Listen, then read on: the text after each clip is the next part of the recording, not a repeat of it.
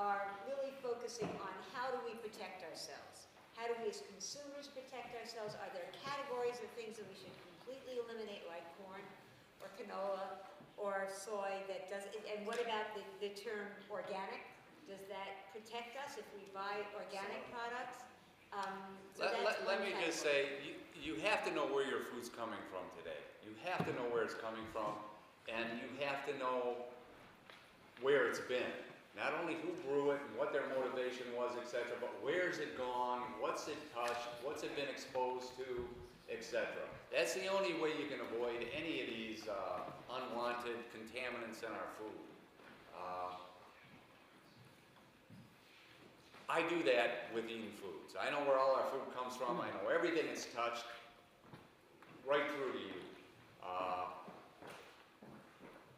But nobody does that. It's too bothersome. But I'd like to hear Michael's take on Nancy's question too. Well, how do we protect ourselves, Michael? People have to get politically involved. I mean, Eating Foods has actually had higher standards in the organic and other industry on BPA and on PGH and GB for a while, and there's not much you can do, because if the food's not labeled, you don't know.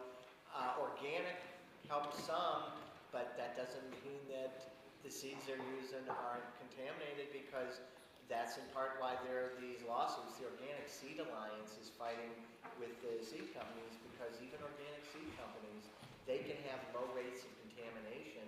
They won't disclose that to the people that are buying their seeds. And if the rate of contamination is low, say 0.01%, that's 1 in 1,000, 1 in 10,000. We can go, well, that's a low rate of contamination. But if you're a farmer and you're planting millions of seeds, then you're talking about contamination risks out there. So that's why there's this non-GMO project where some companies have got together and said they're